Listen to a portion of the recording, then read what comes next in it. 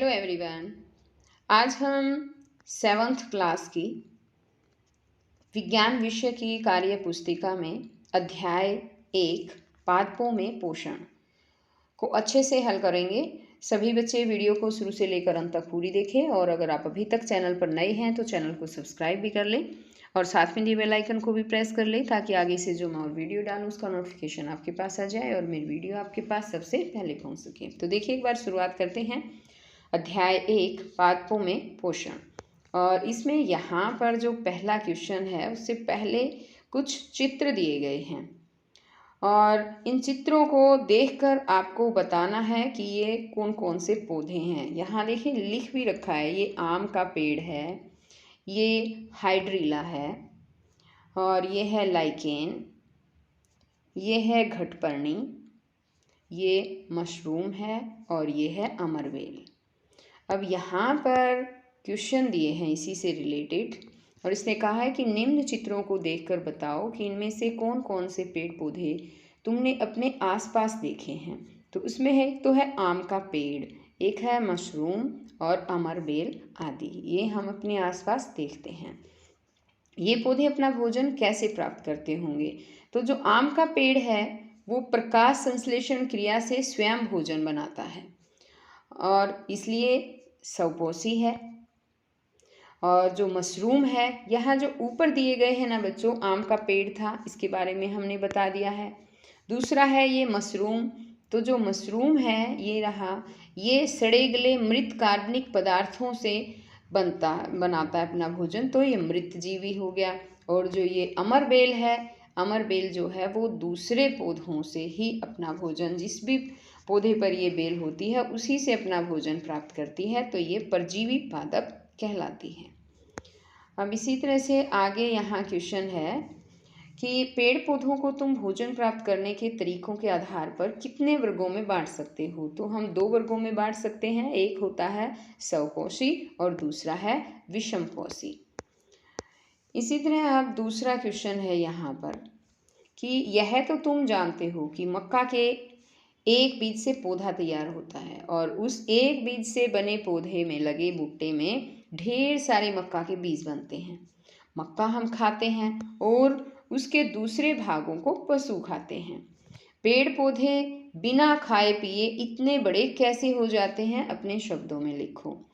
तो यहाँ पर हम इसमें लिखेंगे कि पेड़ पौधे अपना भोजन प्रकाश संश्लेषण क्रिया द्वारा, यहाँ संश्लेषण आएगा, प्रकाश संश्लेषण क्रिया द्वारा बनाते हैं। इसमें कार्बोहाइड्रेट का संश्लेषण होता है जो कि पत्तियों में स्टार्च के रूप में संचित हो जाता है। इसी कार्बोहाइड्रेट का उपयोग पौधे अपने विकास के लिए करते हैं।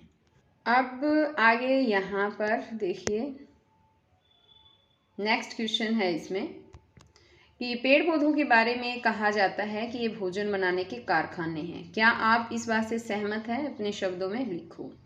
तो हाँ, हम इस बात से बिल्कुल सहमत हैं।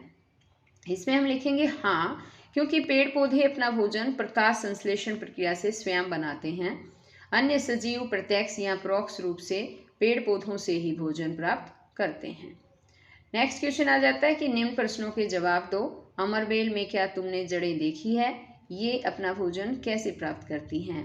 तो इसमें कि अमरबेल में सामान्य जड़ें नहीं होती, इसमें महीन धागे जैसी संरचनाएं निकलकर जिस पौधे पर है उससे भोजन चूसती है और इसी कारण इसे चूसक जड़ कहते हैं। नेक्स्ट क्वेश्चन है कि क्या ये जमीन तक पहुंच पाती है? तो इसका आंसर होगा नहीं, यह परजीवी पादप है। अब आगे यहाँ क्वेश्चन इसमें है कि क्या अमरबेल में पत्तियाँ होती है? नहीं, पत्तियाँ व हरित लवक का अभाव होता है इसमें। इस आधार पर तुम अमरबेल के पौधे को किस श्रेणी में रखोगे? स्वपोषी, मांसाहारी, परजीवी या मृतजीवी? तो इसमें हम परजीवी में रखेंगे क्योंकि यह दूसरे पौधे पर रहकर उसका भोजन चूसती है।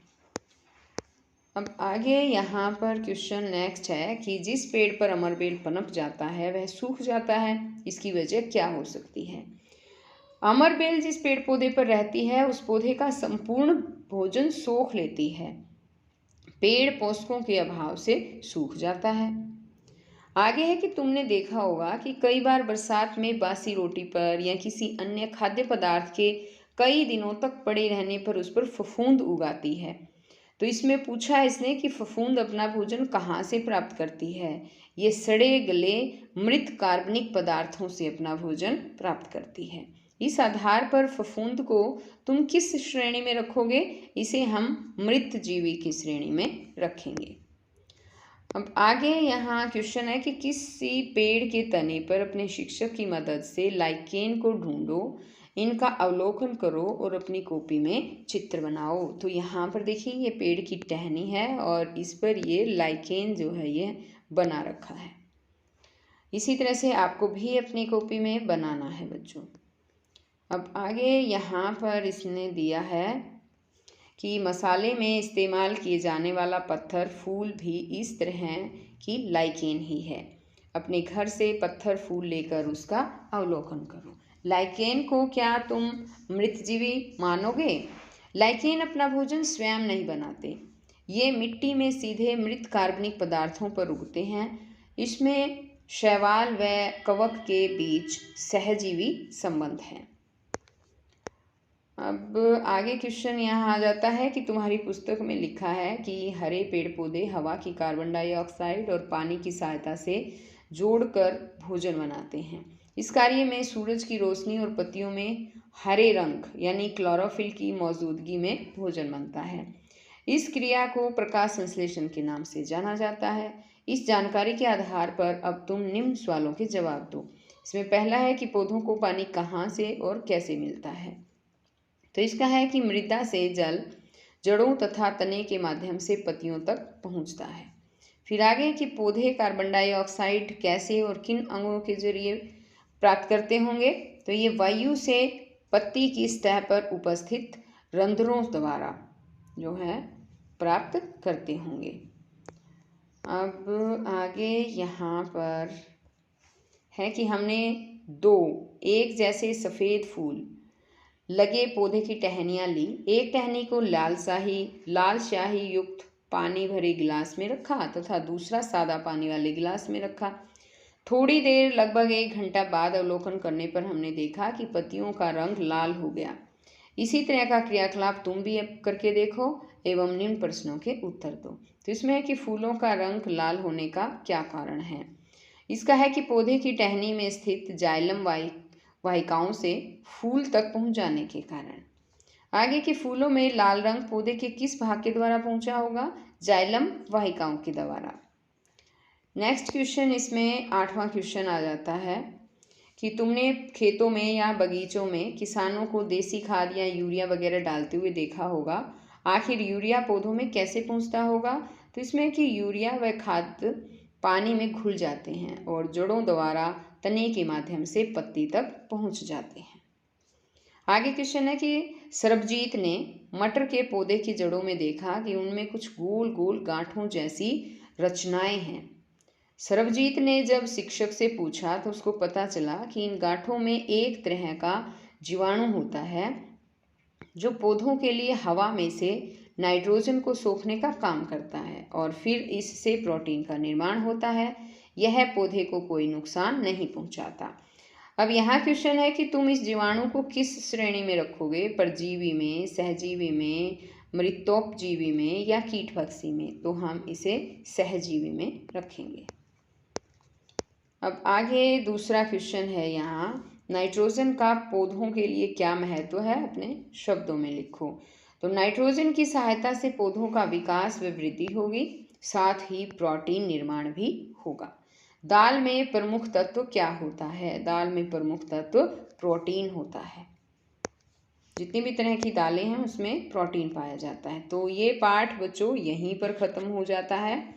नेक्स्ट वीडियो में मैं फिर आपके लिए नया पाठ लेकर आऊँगी, नेक्स्ट पाठ लेकर आऊँगी।